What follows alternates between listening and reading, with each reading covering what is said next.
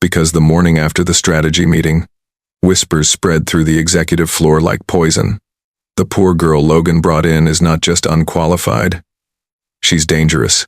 Numbers, she pointed out in seconds, had taken senior analysts months to hide, and 3 powerful executives now see her not as a fellow, but as a threat that must be crushed before she grows. But while they move in shadows, plotting, manipulating, setting traps, Maya starts noticing something else. Logan Pierce's enemies aren't scared of her. They're scared of why Logan chose her, and the secret connection between them that no one in the company is supposed to know. Why does Logan protect her like a shield? Why did he stake his reputation on a girl from nowhere? And when the first real attack comes, not a whisper, but a public blow, will Maya survive it? Or will the company swallow her whole? The next morning, the executive floor felt colder. Not physically. No thermostat had changed, but in the way people moved. The way conversations dipped when Maya walked by. The way eyes flicked toward her, then away just as fast. Yesterday, the whispers were curiosity. Today, they were strategy. She felt it the moment she stepped off the elevator. A cluster of analysts who'd been chatting fell silent instantly. One of them thin, jittery hands. Expensive tie gave her a tight smile that didn't touch his eyes. "Morning," Maya offered softly. He nodded too quickly. "Morning. Busy day." The group dispersed like a flock of birds sensing a predator. Maya's stomach knotted. She clutched her notebook tighter and started toward the workspace Logan had assigned her. Sunlight poured through the floor-to-ceiling windows, bright and golden, but the atmosphere on the floor didn't match the weather. If yesterday was a storm gathering, today was the first strike of lightning. She reached her desk, sat down, and opened the folder Logan had given her to study introductory reports, structural diagrams, historical company data. She tried to focus, tried to steady her breathing, but the silence felt unnatural, heavy, like the entire floor was waiting. She reminded herself of Logan's words, "Don't shrink, don't look down." Before she could settle fully, she sensed a presence at her side. She looked up. Daniel. He wore a dark suit today, perfectly tailored, his expression as smooth as the glass walls around them. His smile was sharp, practiced like a lawyer preparing to cross-examine a witness he didn't respect. "So," he said, hands casually in his pockets, "how's your first real day?" Maya straightened. "I'm learning." "I'm sure," he replied. "Logan seems invested in your progress." There was nothing warm about the observation. "Is that a problem?" she asked, gently but firmly. "Problem?" Daniel repeated, chuckling under his breath. "No, not a problem. More like a curiosity." He leaned on the edge of her desk, too close. "Tell me something, Maya. Do you understand how unusual your position here is?" "I'm aware it's not typical," she said. "Typical?" Daniel laughed once short, cutting. A girl with no corporate background, no pedigree, no network, suddenly fast-tracked into the highest-level operations of Pierce West? "No, Maya. Not typical is not the word we use. Impossible is." She clenched her jaw. "Logan believes I can contribute." Yes." Daniel's eyes glinted. "Logan believes." He dragged his gaze over her notebook, her simple clothes, the polished shoes she wore like borrowed armor. "And the rest of us are expected to trust his instincts, I suppose." She didn't answer. He smirked, as if she had. "You want my advice?" Daniel asked. "No," Maya said.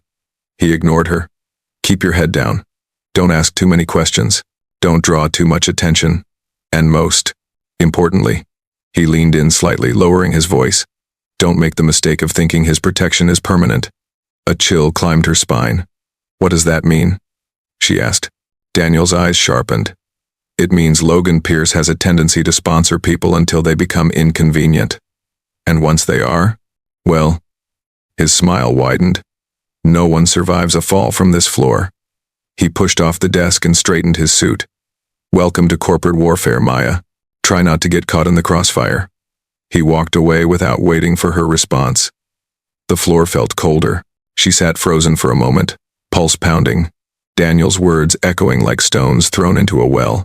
Don't make the mistake of thinking his protection is permanent. But that wasn't true. Logan had fought for her. He'd defended her. He'd put himself on the line in that meeting. A soft tap on the desk made her flinch. She turned. Professor Harper's warm smile would have been a blessing right now. Even Evelyn's icy precision would have been easier to face than coffee. A woman stood there, young, maybe early 30s, curly auburn hair pulled into a loose bun. She held out a cup with a shy smile. "I made an extra. Thought you might want one." Maya blinked, surprised. "Oh, thank you." The woman chuckled. "Relax. I don't bite. I'm Claire." "Maya." "I know," Claire said. "Everyone knows. Word travels fast up here." Maya's shoulders tensed again. Claire rolled her eyes. "Ignore them. Half the people on this floor are overpaid toddlers in expensive outfits." A tiny laugh escaped Maya, more relief than amusement. Claire lowered her voice.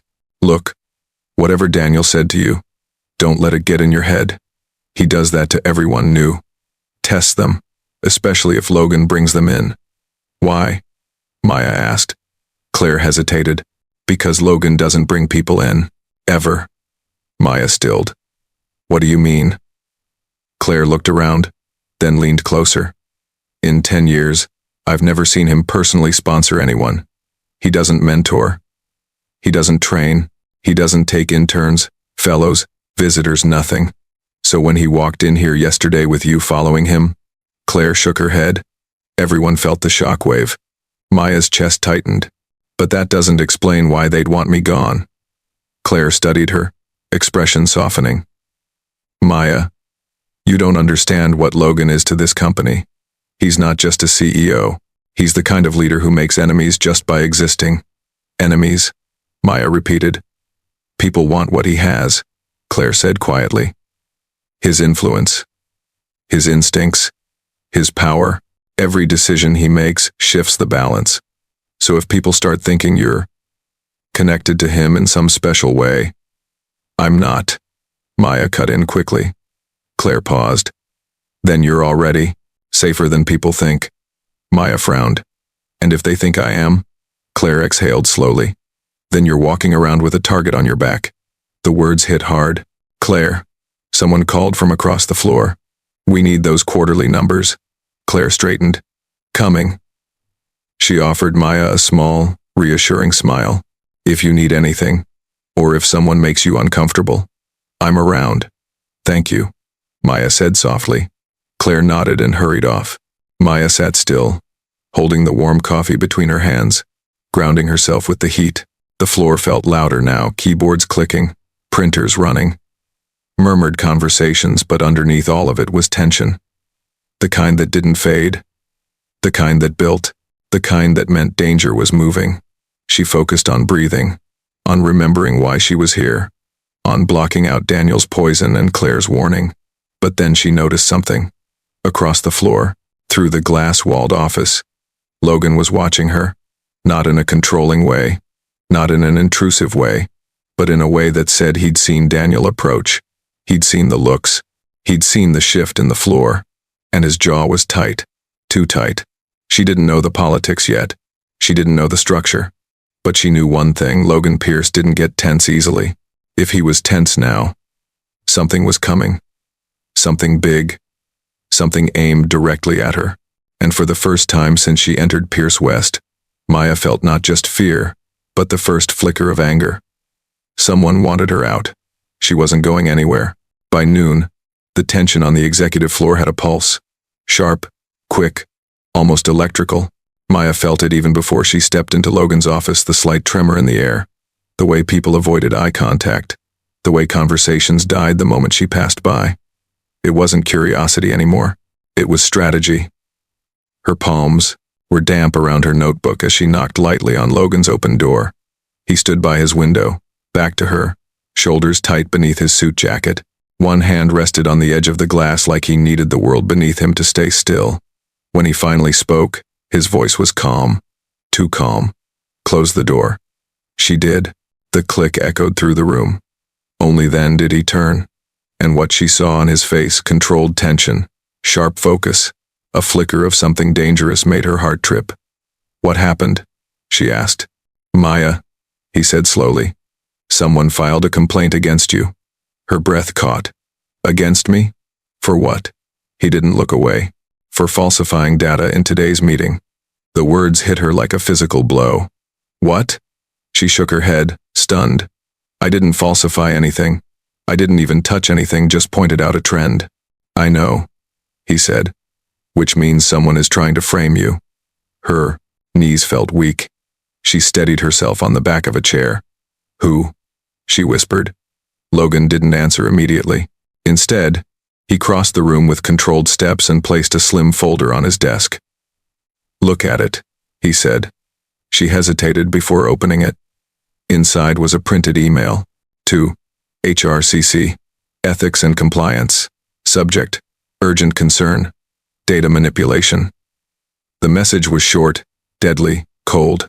I observed Maya Collins sharing incorrect analysis in today's strategy session and falsely attributing it to internal reports. Her interpretation caused confusion and may have jeopardized several ongoing assessments. Recommend immediate review of her fellowship placement. At the bottom was the signature, Daniel Hawthorne, Senior Director. Maya's breath left her in a single broken exhale. He lied, she whispered. Yes, Logan said. Why? She asked, voice shaking. Because you embarrassed him, Logan replied. Because you saw something he hoped no one would notice. Because he wants you gone before you can do it again. Her chest tightened so painfully she had to sit. This is my second day, she said. They can't do this. They can, Logan said quietly. This is corporate warfare, Maya. Not school, not the diner, not the library. People fight for power here the way animals fight for territory. She lifted her eyes to his. And I'm the threat. No. He stepped closer. You're the proof. Proof of what? That someone like you, someone without privilege, without connections, without polish, can walk in and see what people who've been here 10 years can't. Her eyes stung. I didn't come here to fight anyone. And yet, Logan said softly, here you are. Silence. Heavy. Lowering. Breathless. After a moment, Logan let out a slow exhale and leaned against the edge of his desk. Maya, he said, listen to me. This is not the end. HR hasn't acted. Compliance hasn't acted. No one has taken official steps. But they could, she whispered. They won't, he said firmly. How can you be sure? His gaze didn't waver. Because I won't let them. Something in his tone unyielding, absolute, made her pulse stutter. But if you fight them, she said quietly, won't that make it worse? For you? For me? His jaw hardened. If I back down, they win. And if they win, they'll crush you. I won't let that happen. Her voice trembled. Why? Why are you doing all this for me? For a moment, he didn't answer. Then he stepped closer. Close enough that she could see the faint crease between his brows, the tension in his jaw, the flicker of something behind his eyes she couldn't quite name. Because I know what it feels like, Logan said softly. To walk into a room where no one wants you. To be underestimated. To be set up to fail before you can even breathe. Her breath caught. I know what it feels like, he continued. To have people waiting for you to slip, to prove them right about you. He paused. And I know how powerful you can become if you don't let them. Her heart thudded. Logan, she whispered, unsure what she meant to say. He looked away for the first time, running a hand through his hair. This, he said, gesturing to the complaint, isn't about you. It's about me, Daniel, Evelyn, Robert. They think bringing you here means I'm hiding something, that I'm making moves they can't see yet. Are you? She asked quietly. His eyes met hers. Sharp, honest, a little dangerous. Yes, the word landed like thunder. Her breath hitched. Logan, what kind of moves? Not the kind that hurt you, he said, but the kind that scare people who've hidden behind their titles for too long. Before she could speak, there was a sudden knock on the door. Sharp, urgent. Logan's posture changed instantly, straightening, controlled, powerful. Come in. Claire rushed inside, slightly out of breath, eyes wide. Logan, Maya, something's happening. They're calling an emergency executive audit. Logan's muscles tensed. On what grounds? Claire swallowed hard. On her.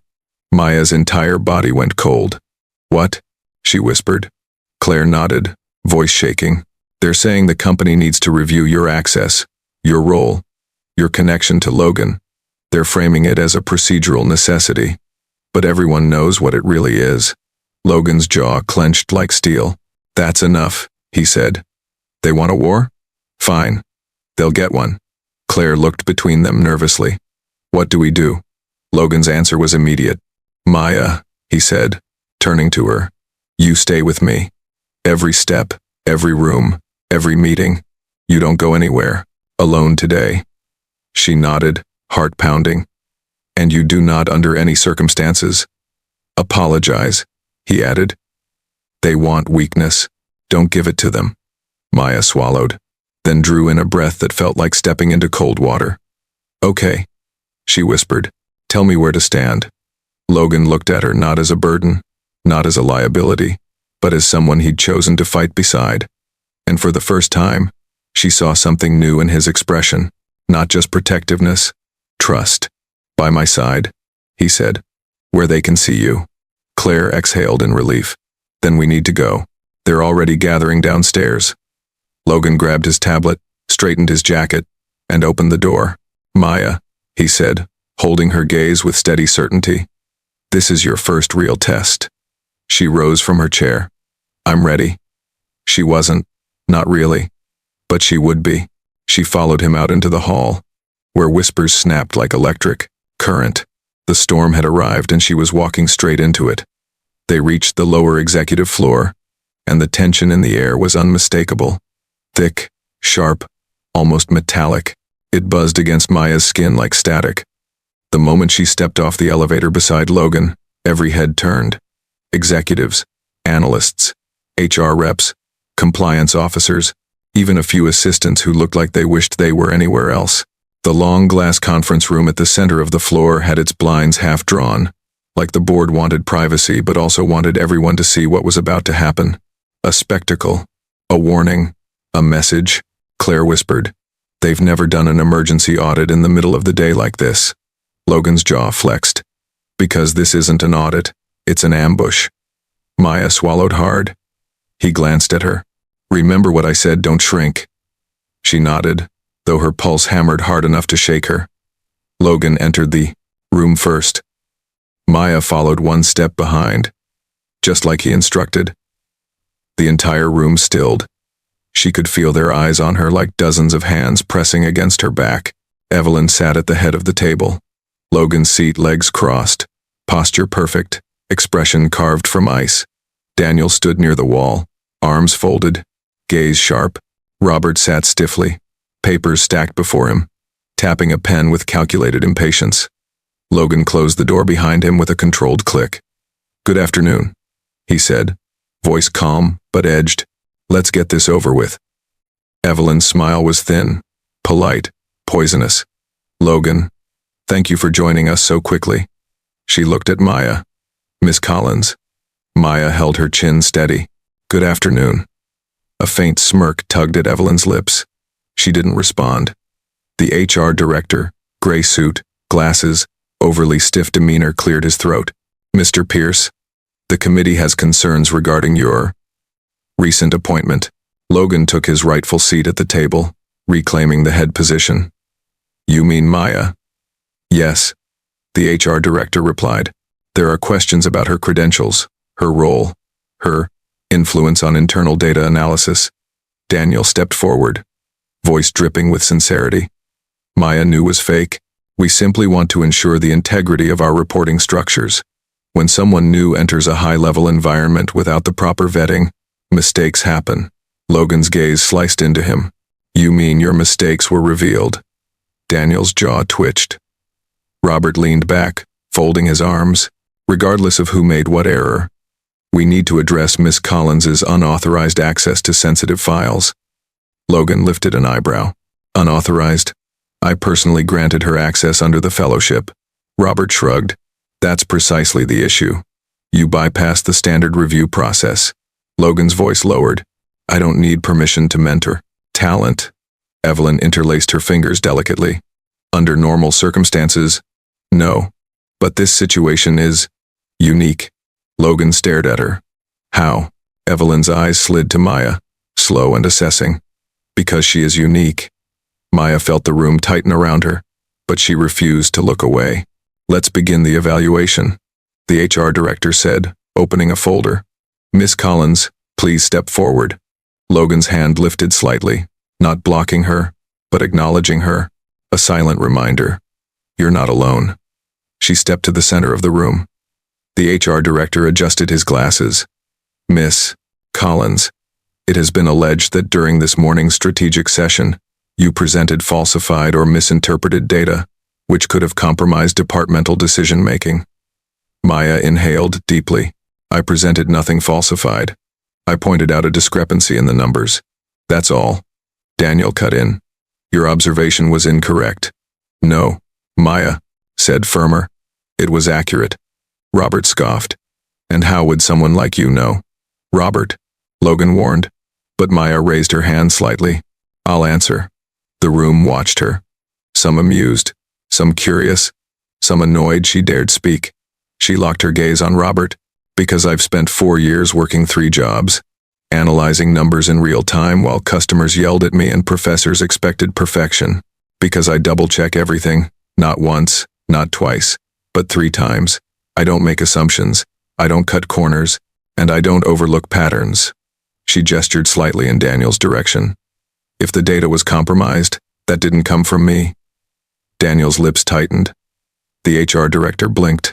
You're suggesting someone else misreported? Maya didn't hesitate. Yes. A ripple passed around the table. Evelyn spoke at last. You're quite bold, Miss Collins. Maya met her gaze. Bold isn't the 10, same as wrong. The temperature in the room shifted. Logan's eyes flickered. Not with pride. With the sharp recognition of someone watching a piece fall into place. The HR director cleared his throat. We'll need evidence. Explanation. Proof. She has it, Logan said, sliding a printed report across the table. Evelyn lifted her brows. Already? How convenient. I don't rely on convenience, Logan replied, voice like ice. I rely on facts. The HR director picked up the report, scanning it. His eyes widened. This variance. It's from Robert's department. A heavy silence fell. Robert's face flushed red. This is taken out of context. No. Logan cut him off. This is a pattern of hidden inefficiency that's been buried under manipulated projections. Maya didn't expose this. Her instincts simply pointed to the rot you've been covering. Gasps whispered through the room. Robert stiffened like someone had stabbed him, in the ribs. Daniel took a step back, face paling. Evelyn's expression didn't move, but her eyes sharpened. The HR director spoke cautiously. If this report is correct, the issue lies within senior management, not Miss Collins. Logan's voice was calm, deadly. Correct. And the complaint filed against her, HR continued, appears retaliatory. Daniel's jaw clenched. You can't possibly. Enough, Logan said. One word. The room froze. Let's be clear. Logan continued quietly. This complaint was false. This ambush was deliberate. And the only person in this room who has shown competence today is the one you tried to destroy. All eyes swung to Maya. Her chest tightened, not with fear this time, but with something fiercer. Validation. The HR director closed the folder. Miss Collins is cleared of all accusations. Evelyn finally leaned forward, eyes locked on Maya. One question, she said softly. Why did you really notice that discrepancy so quickly? Instinct alone can't explain it. Maya held her gaze. She didn't know the politics. She didn't know the hidden wars. But she knew the truth. Because when you come from nothing, she said quietly, you learn to see everything. A long silence. Finally, Evelyn sat back. No further questions. Logan stood. Then this meeting is over. They all rose reluctantly, stiffly, some refusing to meet Maya's eyes. As Logan and Maya stepped out of the room, whispers erupted like a second storm. Claire rushed over, wide-eyed. What happened in there? People looked like they just watched a chess game explode. Logan kept walking, Maya beside him. Maya happened, he said. Her heart thudded. But as they approached the elevator, she noticed something. Evelyn stood at the far end of the hall, watching them. Not angry, not defeated, calculating, studying Maya with a new expression, not contempt, curiosity, dangerous curiosity. Maya swallowed. The war wasn't over. It had just begun. The elevator doors closed behind them, but Maya's heartbeat was still racing, like the confrontation never ended. She had expected fear, maybe relief, but what hit her instead was something hotter, sharper. Anger, pride, adrenaline. She had stood in a room full of people who wanted her erased, and she hadn't broken. But the moment they stepped into Logan's private floor, the adrenaline faded and a strange silence wrapped around her. Not awkward, not cold, a heavy silence, heavy with everything unspoken. Logan didn't move at first. He stood just inside the elevator doors as they slid shut, eyes closed, jaw tense, running a slow hand down his face. Not out of defeat, out of restraint. He wasn't angry at her. He was angry for her. "Logan?" she asked softly. He opened his eyes. A storm lived behind them, quiet but deep, like he'd been forced to hold himself back the entire meeting, and now the pressure had nowhere to go. "Are you all right?" she asked. He let out a breath. "I'm fine. You were the one on trial. But it was really you they were targeting," she said. His silence confirmed it. He moved toward his desk, loosening his tie slightly, but not in a casual way, more like the tie was choking him, and he finally allowed his body to show the strain. Maya stepped into the room, closing the door behind her. For a moment, neither of them spoke. Then Logan finally said, "They crossed a line today." "So did I," Maya whispered. "When I challenged them." "You didn't challenge them," he said. "You exposed them. And that's why this isn't over." She swallowed hard. "I know." "No," Logan said. He walked toward her, not looming, not intimidating, but close enough that she felt the heat of his anger beneath his control. "You don't know. Not yet." His eyes searched hers as if looking for fractures or fear. "Maya, what happened today was their first attempt, not their last. You embarrassed them. You survived. Now they'll escalate." "What does that mean?" she asked, voice trembling despite her effort to stay steady. "It means," he said, "you're now a piece in a game you didn't ask to play, and they'll try to use you against me, or destroy you to get to me." Her chest tightened. "You keep saying it's about you. Why? Why does helping me threaten them so much?" He exhaled slowly. "Because they think you're my weakness." Her breath froze. Weakness. The word hit different. "Am I?" she whispered before she could stop herself. His eyes snapped to hers, shocked. Then something else. Something guarded. Something sharp. "No," he said. "You're not my weakness." Her breath trembled loose. "You're my proof." "Proof of what?" she asked. "That the talent they overlook is often the talent I need." The voice was too calm, too measured, like he was hiding something deeper beneath the surface. She stepped closer, unsure why she felt brave enough to ask, "Why did you fight for me today?" "Really?" He looked at her for a long moment, longer than before. The silence stretched between them like a tight rope. Then, a buzz interrupted the moment. A notification light blinked on Logan's desk tablet. He glanced at it. Whatever he saw made his expression change. Cold, controlled, dangerous. "What is it?" she asked. He hesitated only a fraction of a second, but she noticed. "A report," he said. "About you." Her stomach dropped. "Another complaint?" "No," he said. "Worse." He picked up the tablet, scrolled, jaw tightening more with each second. "Logan." He turned the screen toward her. Her name appeared at the top of an internal memo. Subject: concern regarding Maya Collins' background and credentials. Below it, a grainy photo of her, walking on Eastwood Avenue, in the rain, holding the final notice diploma letter. Her legs went weak. Someone had taken a picture of her that night. Someone had followed her. Someone had sent it to the board. A wave of nausea rolled through her. She gripped the edge of the desk to keep from collapsing. "They're going after your past now," Logan said, voice dark. "Your poverty, your struggles, your weakest moments." Her throat closed. "Who would?" "The same people who want you out." She stared at the picture, humiliation flushing her neck. The image felt like a knife, her desperation frozen forever in pixels. "This is cruel," she whispered. "I wasn't doing anything wrong. I wasn't pretending to be someone I'm not." "I know," Logan said quietly. "But they'll twist it, won't they?" she said. "Make it seem like I'm unfit, embarrassing, a liability."